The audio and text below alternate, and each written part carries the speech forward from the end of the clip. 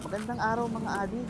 Andito na naman tayo para lumarga na naman at lumamutak. Andito tayo sa parking lot ng SM. Tapos na natin mag-donate ng dugo. So mag-short trip tayo ngayon para makapaghanap ng makakainan.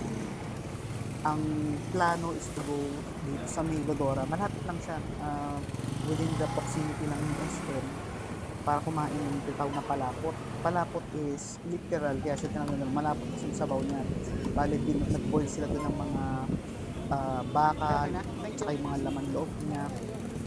And ayun, na-miss ko lang siya kasi ang tagal na since yung last nakain ko. Kaya ito, babiyahe tayo, short trip, tapos doon natin hopefully makaupo agad tayo at maka-order. Ito, so ayan na siya, yung Lodora Village. Nasaan lang ang gawing kaliwa pagpasok na. Medyo high-tech na yung guardhouse nila kasi meron na silang automated na ano. Ang tawag yun? Barricade. Ayan. Pag turn natin sa kaliwa, napansin ko, ayan, yung kulay, may makikita kayo dyan, kulay brown na building, sarado siya. It turns out, ano lang siya, sa umaga lang siya open. Kaya ikot tayo, maghanap tayo ng ibang makakainan. So ayan, balik tayo sa National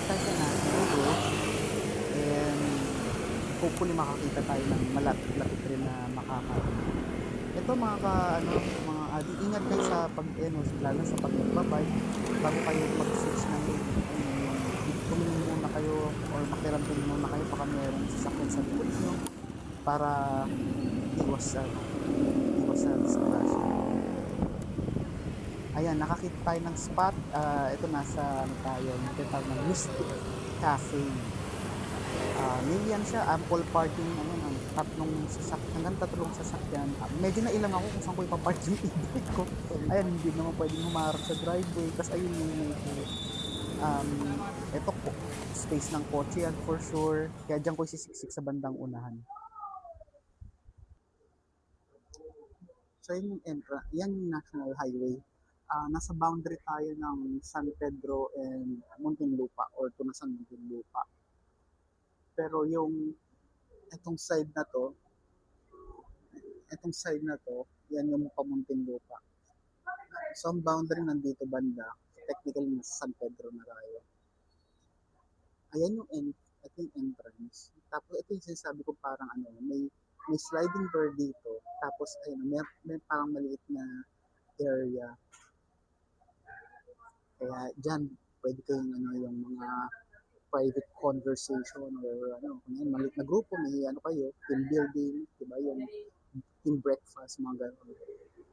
Pwedeng pwede. Hmm.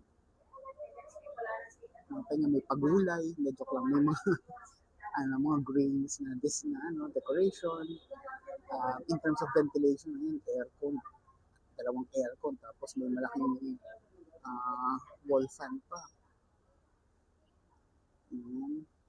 Tapos may mga pa-vintage na mga decoration sa wall.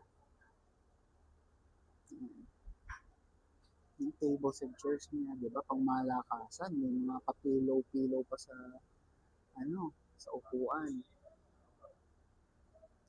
Tapos, ayan, more vintage stuff. Ayan, magandang pwesto na magpa-picture pang Instagram dyan. Ayan, you can see sa overhead lang, kung may menu. Pero bibigyan ka rin naman ng menu sa diyan ka pipili. Tapos may pa-clock siya.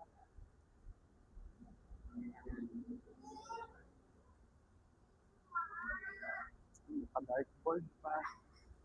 Pero I think yung dartboard design naman siguro yan kasi may kasi may ito yung dartboard. Ayun pala siya. Tapos may lamesa, di ba? Delicates naman kung dartboard competition tayo dyan. Tapos, ito pala yung TV screen sa taas. Yan, overhead din siya.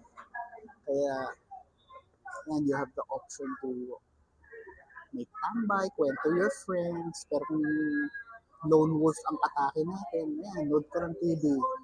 Hindi ka mag-vlog ka katulad ko. Ayan. So, andito tayo sa Mystic Cafe, mga ading. Nakita ko lang to sa FB. Sakto, galing tayo ng SM Munti. Nag-donate tayo ng dugo. Kasi ebidensya. Oh, yan props eh. Talaga nag-donate tayo. Naalala ko naman, pag yung sa ROTC, kapag nakapag-donate ka ng dugo, ano yun, attendance. Equivalent to isang araw ng attendance. Ngayon yung iba, ang gagawin ng ibang kadete nun, maglalagay ng band-aid. Tapos papakita nila sa flight leader nila para maka-apirma sila sa sa attendance card. Mga ways. Pag cafe, nasa isip ko, kapihan. Kasi cafe. Ngayon, yung menu nila, maganda. Actually, ang daming lang option. Pero parang na siya, parang restaurant style na nga. Kasi sa dami ng menu eh. Mamaya ipakita natin. May silog meal, merong fried chicken, merong pasta, may pizza, may burger, tapos merong mga platter. Di ba? Kaya, uh, tapos ang drinks niya, merong soft drinks, merong milk tea, nabanggit ko niya yata. Tapos meron yung regular na tea, yung conventional na tea pala. Tapos, ang wala doon, coffee. Kaya parang walang coffee sa menu. Pero hindi na rin ako nagtanong kasi baka ito yung nila. Feeling ko ito yung star of the show nila. I-try natin yung Nooktail. Ipipin ko yung location, mga ading. Puntahan nyo to. Napakaganda ng ambience niya. Tapos yung maganda siya pag yung tambayan ng tropa. Especially yung mga tropa pag magkakalayo kayo. Nung panahon na wala pang cellphone, alam mo yung mga tropa nun, di ba, yung magre-rely sila sa landline na mag-uusap-usap sila or the day before, magkita tayo sa Tapos, based on that conversation, parang yun na yung commitment nila na, ito yung napag-usapan darating, di ba? Hindi katulad ngayon, pag cellphone kasi, pwedeng last minute na lakaran, pwedeng last minute din na cancellation. Ito yung magandang location nila. Pag sinabing, pag kita-kita tayo sa Batcave, tapos parang code mo, tapos dito kayo magkita, ang ganda. Tapos, ang taas ng headspace, kaya very relaxing. Yung kahit na, ito yung tipong, kahit na medyo matagal sabihin natin matagal yung preparation ng food na yan, mga 15-30 minutes kunyari, yung okay lang kasi kwentuhan, tapos meron pang ang laking LED na TV na pwede kang manood ng YouTube or what have not. So, hindi ka maiinip, kumbaga. Ang in-order ko, yung bang silog. Dahil nabangus kasi ng itlog, hindi na muna ako nag-order ng isang ng extra rice kasi feeling ko makapa-order ako. Pero sana wag. Kasi nung nag-check ako ng yung mga vitals, di ba, bago ka mag-diet ng dugo, titingnan kung hindi ka high blood, tapos healthy ka basically. Yung yung heart rate ko mataas. BP normal pero yung heart rate mataas. Ngayon, 39 nila lang pinagpahinga ako, tapos 39 nila yung manual, ganun pa rin. Mataas pa rin. Kaya, i-interview ako ng doktor. Tapos, eventually, in-okay na rin. Kasi pinakinggan niya rin yung puso ko, yung stethoscope, tapos yung history ko, tapos nakita naman niya na hindi ito yung first time ko mag-donate na parang best ko na nag-donate. Yung ibang card ko, hindi ko na, may pamigay ko, tapos, ang kwento kasi, maraming best na nag-donate. Pero every time na may nanghihingi sa akin, bibigay ko yung card, pero hindi na bumabalik sa akin. Pero hinahayaan ko lang kasi hindi ko pa na-realize yung value eh. Na kahit pala na i-withdraw yung counted yun as donation. So kung mag-apply ka for gallon, ma-recognize ka sa galloner or what have not, bilang pa rin pala yun. Ayun, kaya lesson learned sa akin. So anyway, yung pinayagan ako mag-donate. Tapos, ayun, Swabe naman yung experience. Mabilis actually eh. Ang bilis yung ano ko, parang wala pang 15 minutes natapos na ako. Mabilis yung process nila. Anyway, balik tayo dito. Yung timbang ko, isa pa na nakita ko, yung timbang ko bumalik sa dati yung timbang, nasa 200, 220. Naibaba ko na yung dati ng 185 eh. So, nabawi ko rin. So, kailangan natin magdisiplina ulit sa kanin. Ang naging practice ko dati, yung inuubos ko yung ulam kagad talaga. Kasi kapag yung pag matipid ka sa ulam, ang tendency mo, mag-order ka pa ng kanin. Kasi yung mentality na sayang yung ulam eh. So ngayon, binabaliktad ko ngayon yung thinking ko na since gusto natin magbawas ng timbang, kailangan magbawas ng, una talaga bawasan yung matamis, bawasan yung kanin. Kaya ngayon, ang gagawin natin, mas lalakasan natin yung kain natin ng bangus para maging siya, sapat na yung isang kanin. Pero don't judge me pag nag-order ako ng extra rice. Bukas natin sisimulan ng pagpapagod. Anyway, start na tayo.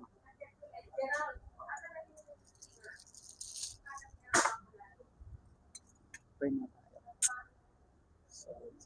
Sure. Okay, kain tayo mga ading.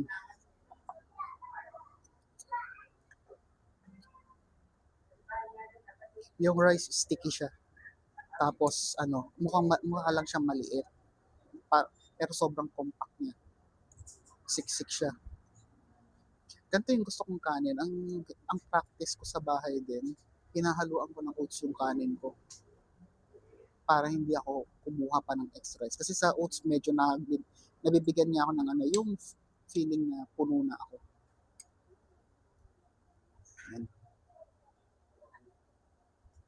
Hindi kasama siya suka. Yung suka niya may garlic.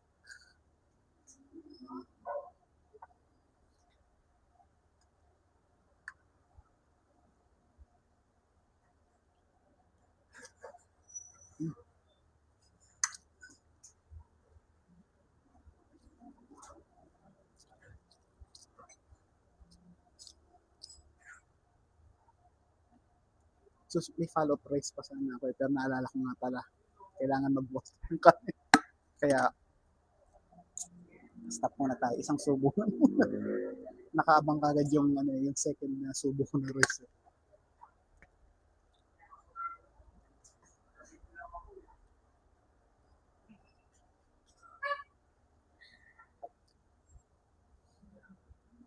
Masarap yung kanin niya, medyo yung di ba yung consistency niya, sticky siya, tapos may siya, yung smoky na aroma.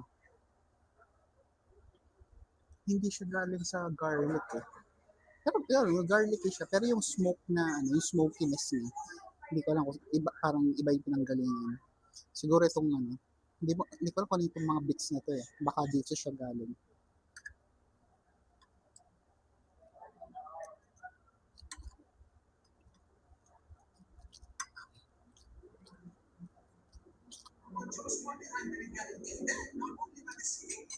Power day pa ang isang kanin, mga ading. Okay pa. Yung vinegar niya, hindi siya, para sa akin, tama lang yung tanginess. Hindi siya yung sobrang asim na yung facial expression na Pero yung garlic, kasi nilagyan mo ng garlic eh, ang lakas niya makapagpauhaw mo. Which is, sa akin, pabor yun. Kasi syempre, pag nauuhaw ka, inom ka ng tubig, mas mabilis kang magkaroon ng feeling na puno ka na.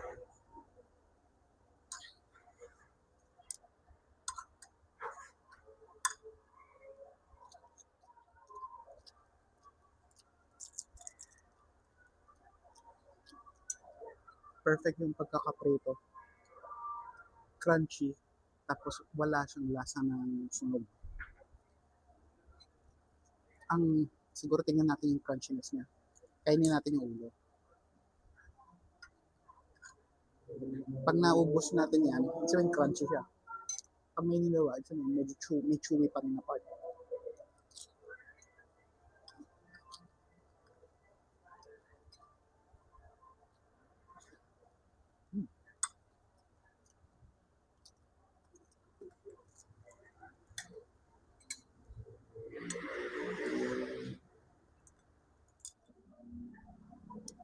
So, mapapa-order pa tayo ng isang kanin. Pero at least, na-authorize yung tayo ngayon.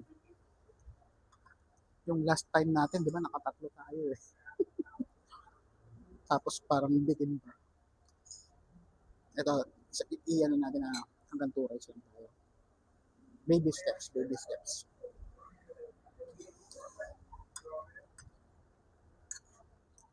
Gusto ko makapunta sa mga foodies, mga food tripan dyan sa may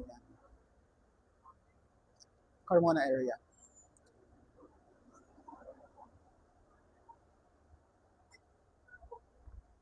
Tapos bandang ano pa, sa ibang area sa Muntinlupa, may nakikita ko eh, somewhere poblacion area, sa may Bilibid area, may mga kainan dyan eh. Gusto natin ma-experience yung mga laman loob, habang hindi pa siya bawal sa atin. Kasi pag bawal na, wala na. So, in order dito na yung extra rice natin. Mabilis and mainit siya. Service-wise, ang bilis ng ano nila, yung serving time nitong bangsilog, tapos yung parang wala pang 10 minutes. Siguro mga 5, around 5 minutes. Itong rice, within a minute, nabigay nila kagad. Tapos mainit siya. In fairness,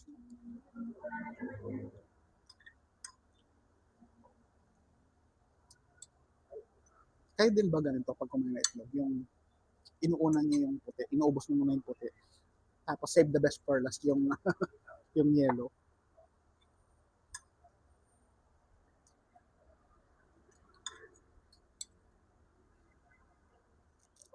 Try na natin ang kanilang milkshake. Ang in-order ko is yung milk tea na salted caramel.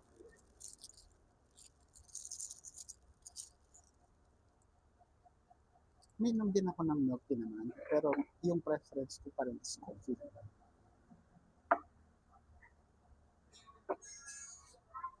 Ayan. So yun yung sticker niya. Mystic Cafe. Ihan lang natin, baka biglang bumulwak yung milk chai. I-mix na lang natin ang ganito.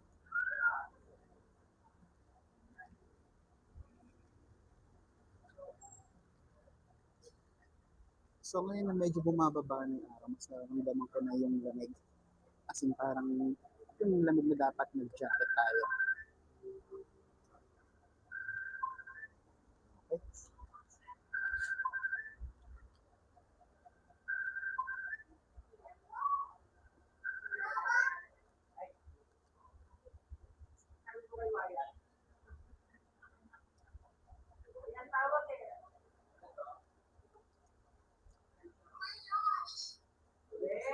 Yung black na pearl, okay yung pagkakaluto. Kasi hindi siya sumisiksik sa ngipin. Yung pag chilo mo siya, chuchumo ko talaga. Hindi siya yung parang bubble gum lang. So masarap yung pearl. Yung tapos yung parang may consistency. Yung consistency niya parang hawig sa alam mo yung pag yung nilagyan mo ng pudding na tapos blend mo. Parang ganun siya, medyo thick. Di ba ang key naman, hindi naman siya meant na maging thick eh. So I think yung milk na component niya,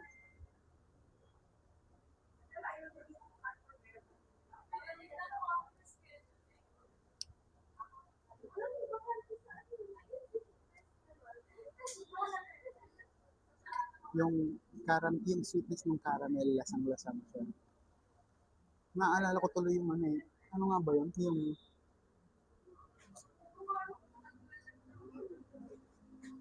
Naalala niyo pa ba yung mga, yung parang square na, yung parang judge, yung ganun yung itsura ng packaging, pero caramel siya. Hindi ko naman, ano nga bang candy yun? Parang ganun yung lasa nito. Na bigla ako na nostalgia bigla. Parang ano niya eh, parang yung same makers ng frutos. Ay, hindi, same ng yung gumagawa ng frutella. Frutella ba yun yung parang square na iba-ibang, yung parang nakapack rin siya. Tapos iba-ibang flavor ng fruit, yung iba-ibang fruit yung nakalagay na candy. Gum siya. So serving time, mabilis. Tapos, gusto ko sa kanya yung iwan sa yung menu, tapos yung aalis muna sila. Ayoko kasi yung ano rin eh, hindi ako komportable yung nakaabang yung titig ng order. Ang expectation ko pa naman dito, yung ikaw yung pupunta sa counter. Pero hindi, dito kasi ano, isisit ka, tapos bibigyan ka ng menu. Tapos tatawagin sila pag ready ka ng order. So hindi ka pressured. Tumatanggap din sila ng ano, ng card payment, cash card payment. Gcash di ko natanong, pero at least may ano, may payment option ka. Ambience, yung temperature niya, suabe.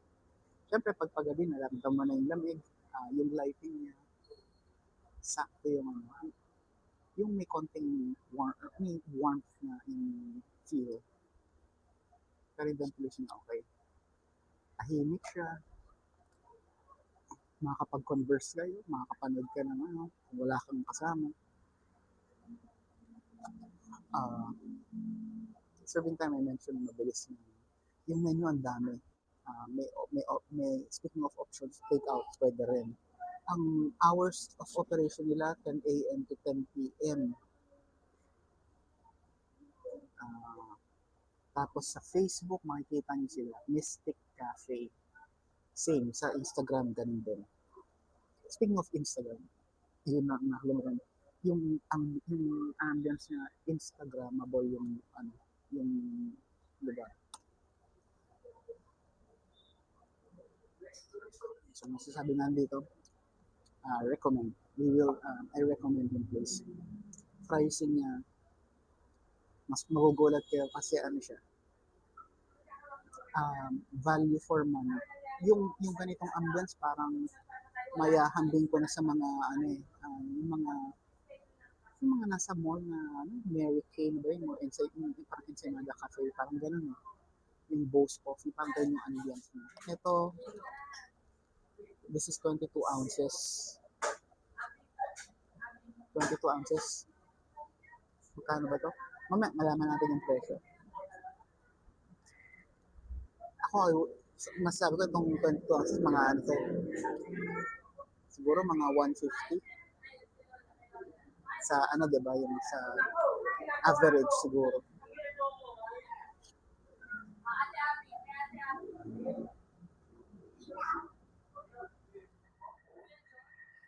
Total bill. Balang in-order natin mga ading, daing na bangus, tapos isang extra rice, yung steamed rice, tapos isang large na salted caramel milk tea. 225 plus 35 plus 109 kung tama ang ano ko. Total 369. Kasi inyo okay yung ano, di ba? Yung price niya. Ang nagulat ako yung milk tea kasi mura. Ang ano ko nga doon nasa 150 eh. Yung bangus, parang sakto lang. So, mga 200 to 50 yung ano ko doon. Pero yung location na to, ipipin ko na lang sa description. Mystic Cafe dito sa may ano, Boundary. Ito yung ano. Yan. You're now leaving highway boundary ng Laguna 2nd, ano yung DEO? Oh, basta yun na yun. Kasi ayan oh, yan na yung marker ng Muntinlupa naman sa kabila. So yun mga ating, maraming salamat sa ano, pagsama nyo sa akin. Hanggang sa susunod, Tito Mark. Tito Mark, ano? Electric Tito. PH.